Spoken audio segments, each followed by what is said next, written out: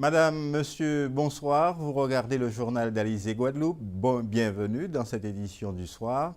Voici tout de suite les titres de ce 24 octobre. Le LKP tient son premier congrès et annonce de prochaines luttes. Les startups prennent leur envol en Guadeloupe, beaucoup de jeunes prennent ce créneau. L'Étoile en finale de la Coupe de France zone Guadeloupe compte conserver son record. Le journal Jean-Luc Icard. Mais tout d'abord, ce grand cafouillage aujourd'hui dans la circulation dans toute l'agglomération Pointe-à-Pitre-Abim-Bémao. En cause, les travaux réalisés sur le pont de la Gabarre. D'ordinaire, de telles opérations sont réalisées de nuit. Mais cette fois, en dépit d'une annonce de fermeture à la circulation la nuit, ces travaux ont causé beaucoup de ralentissements et d'embouteillages depuis ce matin. Le franchissement du pont de la Gabarre a été particulièrement difficile. Le reportage d'Anne-Elisabeth Arsène et Patrick Curie.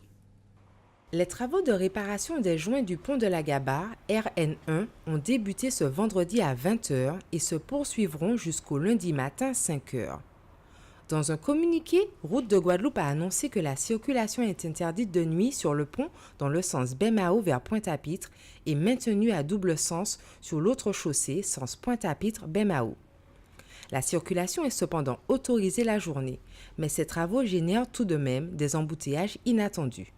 Il faut bien faire les travaux à un moment. Alors, ils travaillent la nuit depuis quelques jours et il y avait une information disant de passer par l'Alliance, mais l'Alliance est barrée aussi.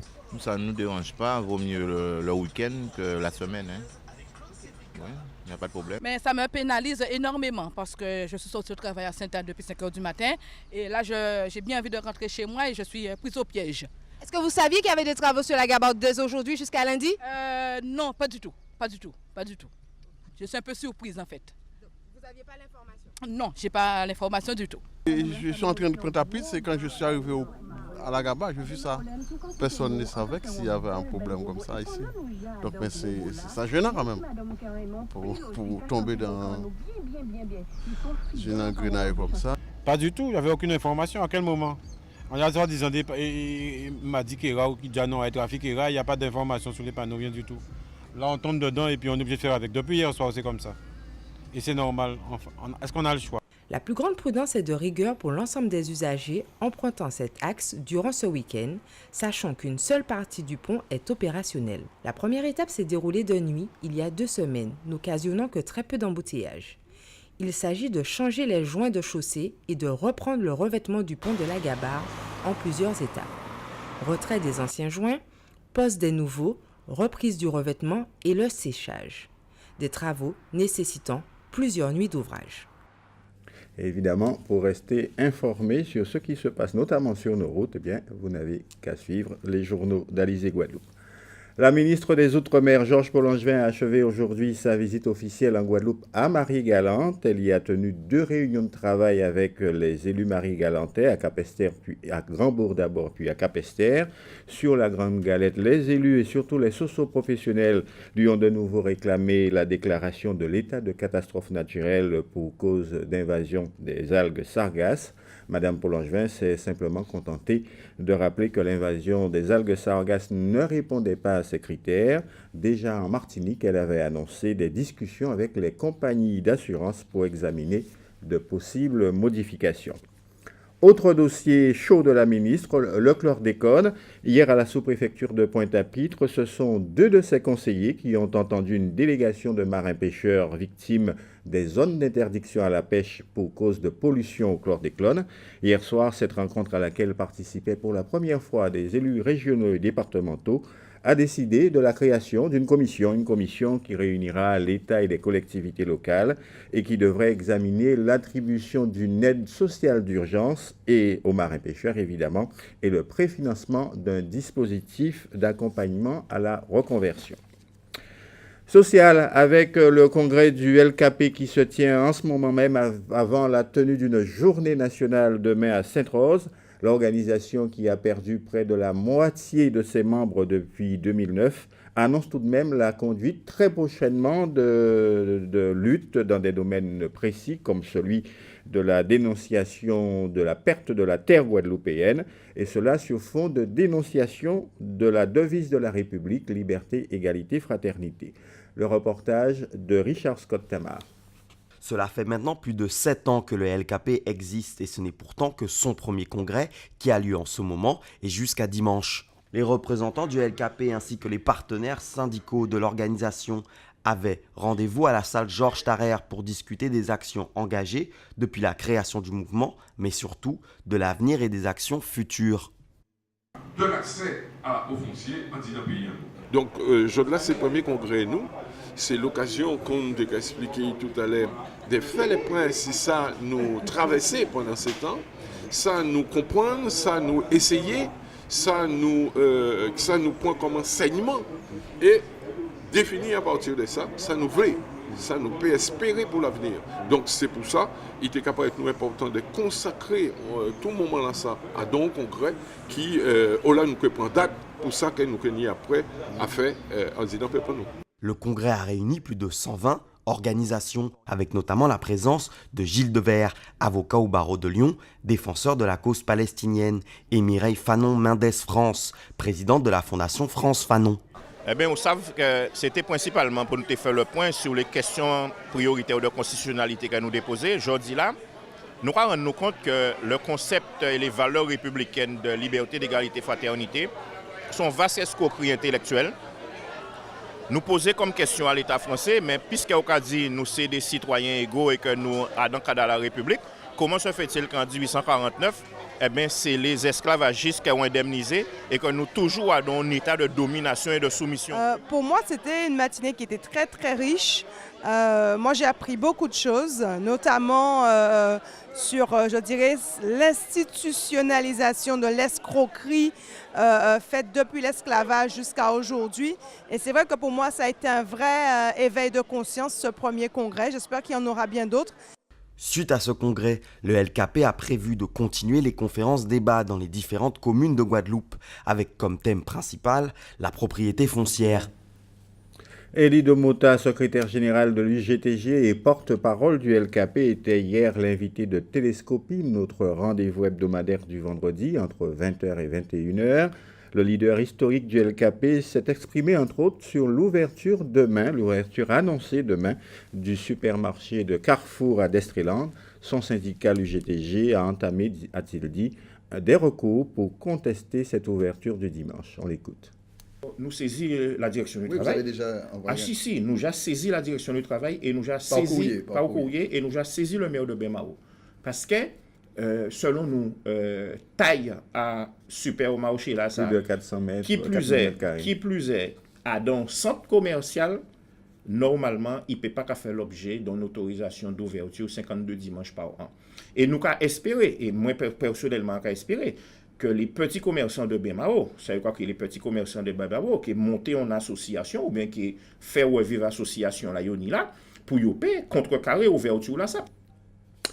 Sur le terrain politique maintenant, si les deux principaux candidats annoncés, Victorin Lurel et Harry Chalus, occupent de grands espaces et organisent de grands rendez-vous en démonstration de force, les petits candidats, et j'y mets des guillemets, en sont réduits à des méthodes plus traditionnelles, distribution de tracts ou paroles ou prise de parole dans les rues. C'est le cas par exemple du Parti communiste guadeloupéen qui a opté pour un camion, vous allez le voir, qui va sillonner la Guadeloupe pour distribuer et discuter de son programme pour les régionales de décembre prochain.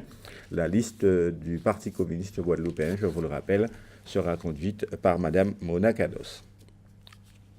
Ce soir, c'est Caressol Autorité Politique, le nouveau mouvement de l'Ukrainette, qui tient un rassemblement dit Journée de la Liberté sur la place des droits de l'homme guadeloupéen et des réparations. C'est devant le palais de justice de Pointe-à-Pitre, pour ceux qui ne connaissent pas, car ce 24 octobre est une date historique pour ce mouvement nationaliste, celle du 24 octobre 1801, où pour mémoire, une insurrection d'officiers de couleur noire était entre autres menée par Ignace, avait renversé et emprisonné le général Lacrosse, qui était alors le chef de l'autorité coloniale de la Guadeloupe.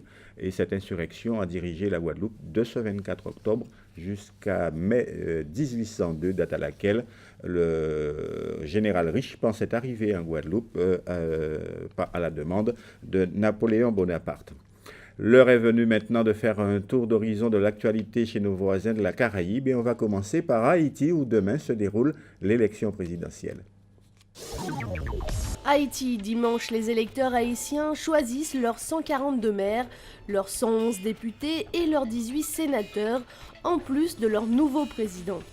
54 candidats se sont déclarés à la présidence de la République haïtienne, mais seuls 5 sont donnés favoris, selon les résultats d'un sondage réalisé par Signia Consulting Group, dont Maryse Narcisse de Family Lavalas et Jude Célestin de la Ligue alternative pour le progrès et l'émancipation d'Haïti, qui arrivent en tête. Les autres concurrents sont inconnus du grand public. En Haïti, nous n'aimons pas perdre. Les 53 perdants la présidentielle vont s'entendre pour dire qu'il y a eu fraude, a déclaré Kessner Farrell, un économiste haïtien. Rappelons que depuis 5 ans, aucune élection n'est arrivée à son terme. Dominique, moins de 2 mois après le passage de la tempête Erika qui a dévasté l'île, l'un des plus grands groupes d'hôtels de luxe d'Europe, le Kempinski Resort, annonce s'installer à la pointe à Cabri, National Park, au nord-ouest de l'île. Le ministre du Tourisme, Robert Tong, a reconnu que ces investissements étaient un signal fort donné à la relance de l'activité touristique sur l'île et à la création d'emplois. L'hôtel de luxe devrait ouvrir ses portes dans un peu moins de 3 ans et prévoit des centaines d'emplois. Barbade, la compagnie low-cost JetBlue a annoncé aujourd'hui étoffer son programme de vol sur la Barbade en ajoutant des départs de Miami, de Boston et de New York avec des connexions à l'ouest américain tels Los Angeles, San Francisco et Las Vegas. Robin Hayes, le PDG de JetBlue, informe que la Barbade est un excellent exemple d'une destination où il existe un véritable partenariat avec le ministère du Tourisme, de l'aéroport et les hôteliers locaux. Nous travaillons ensemble pour élargir les options de voyage avec cette île incroyablement belle, stimuler le tourisme et l'économie locale est notre volonté pour la Barbade.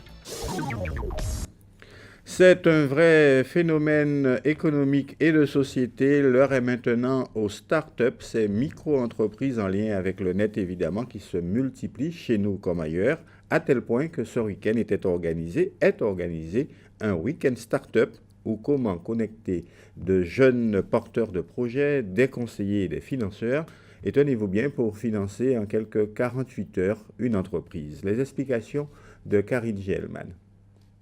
Un accélérateur de projet pour une idée décalée, pitchez-la en 1 minute le vendredi soir, puis développez-la avec un coach les samedis et dimanches. Les start-up week-ends présents à l'international sont en quelque sorte des speed dating de l'entreprise innovante. Ici, justement, on va travailler en profondeur sur ce projet avec des experts, des professionnels en communication, en marketing, en business plan, de façon à ce que ces porteurs de projets puissent monter un dossier qui puisse présenter, qui soit hyper solide et qui puisse présenter face à des partenaires et des investisseurs. Un véritable atout pour les porteurs de projets qui vont pouvoir bénéficier d'une assistance personnalisée. C'est une équipe dynamique qui nous permet de mettre à profit donc nos compétences communes et de pouvoir travailler le projet ensemble, de créer un projet, une start-up en 54 heures. Je trouve que c'était génial.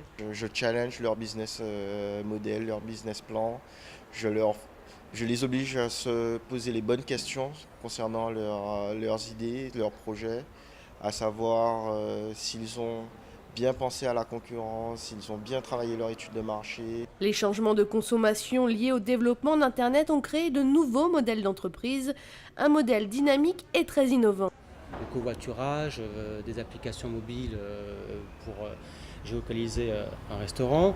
Donc on est quand même relativement au début de cette période-là. Il faut savoir que la Guadeloupe bénéficie de connexions au débit depuis seulement quelques années, donc c'est assez récent. Le consommateur, aujourd'hui, il a changé ses habitudes. Il ne consomme plus uniquement en se déplaçant physiquement dans une boutique, il commence à le faire également depuis son smartphone, depuis son ordinateur. Et donc, c'est un profond changement dans nos habitudes de consommation. Ce qui se passe, c'est que comme le consommateur change ses habitudes, les entreprises, elles, sont obligées aussi de changer les leurs pour pouvoir répondre à ces demandes des consommateurs. Start-up dont le leitmotiv est l'innovation permanente s'inventent des outils de création et offrent de nouveaux modèles d'entrepreneuriat en Guadeloupe. Et sans transition, on en vient maintenant au sport avec tout d'abord du football et la seconde finale de la Coupe de France Zone Guadeloupe qui oppose dans 45 minutes environ au Stade des Abîmes l'Étoile de Morne-à-l'Eau à l'USBM. L'Étoile, c'est un monument historique du football guadeloupéen qui détient d'ailleurs le record de participation à ce stade de la compétition. Et l'Étoile qui rêve encore d'affronter une équipe hexagonale au prochain tour. Anne-Elisabeth Arsène et Patrick Curie ont rencontré des Mornaliens qui étaient mis au vert aujourd'hui. Reportage. Pour sa première saison en tant qu'entraîneur, Alain Verteau a réuni dès vendredi soir son groupe de 23 joueurs pour la mise au vert d'avant-match. Au programme, détente, préparation mentale et consignes de match. Il faut faire la part des choses. En tant que joueur, c'est une autre préparation. Et entraîneur, c'est une autre. Donc, entraîneur aussi, il faut savoir composer une bonne équipe pour la finale. Lorsqu'on est joueur, on espère être parmi les 11. Cette mise au vert permet de souder davantage le groupe et de les préparer au mieux à la finale du jour. Je pense que la motivation, c'est avant tout, elle doit être personnelle parce que jouer une finale, c'est bien en Guadeloupe, surtout nous, l'Étoile, on est habitués à des finales. Donc là, aujourd'hui, on a une équipe plutôt jeune avec de nouveaux joueurs, donc on essaie de faire tout ça pour que ça aille bien ce soir. Habitués à cette compétition, les joueurs se sont ainsi mis dans les meilleures conditions cette année encore afin de représenter dignement la Guadeloupe. En effet, l'Étoile de Morne-à-l'Eau détient le record de participation à la Coupe de France dans notre région. Étoile de Morne-à-l'Eau USBM, je vous l'ai dit, c'est ce soir 20h au stade René-Serge Nabajotte aux Abîmes. L'autre événement sportif de ce week-end, c'est bien évidemment le rallye Carukera en automobile, avant-dernière épreuve du championnat de la Guadeloupe. Elle a débuté cet après-midi sur le territoire notamment du Lamentin avec au programme 4 spéciales dont 2 cette nuit. Elles sont toujours très spectaculaires. Dans la course, il y a un équipage pas comme les autres. C'est un couple à la vie comme au volant. Présentation Éric Pommier. Si vous apercevez ce pilote, David Barrière, Jade Bovarly n'est jamais très loin. Dans la vie, ils sont en couple. Dans cette Golf GTI, ils forment un équipage. Cela fait plus de 3 ans que ça dure. Un couple dans la course, c'est rare. L'histoire d'une rencontre pas comme les autres, finalement pour partager une même passion pour le rallye. Je pense que déjà depuis toute petite, j'ai toujours été un peu dans la course auto avec papa qui avait la Lancia, après qui a eu des monoplaces. Et le fait d'avoir rencontré David, ça m'a un peu remis dedans.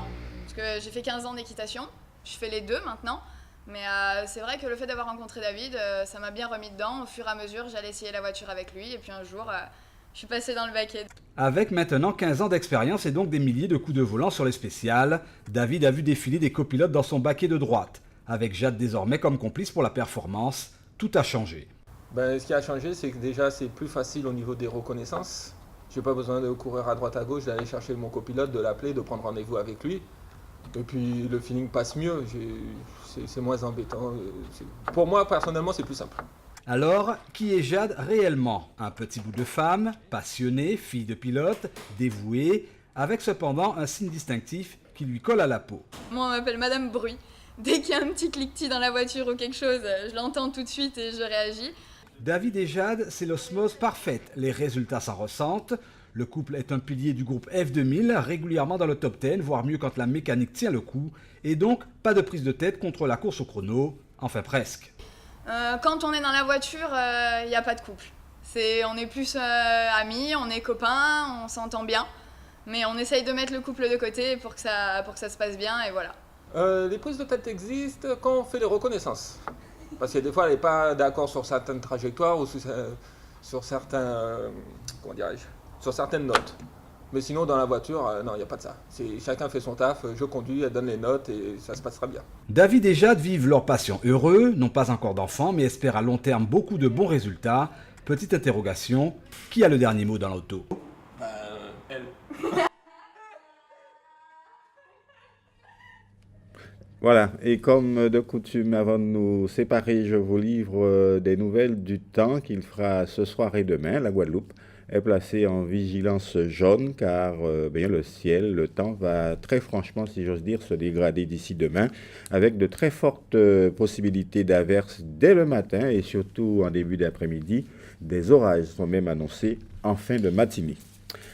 L'information continue sur alizé.com, notre site internet. Dans un instant, vous avez rendez-vous avec le journal de TF1 qui sera suivi des pronostics hippiques de Prévert Mayengo. Plus tard, l'émission Tipla Grand Chef qui sera suivie de The Voice.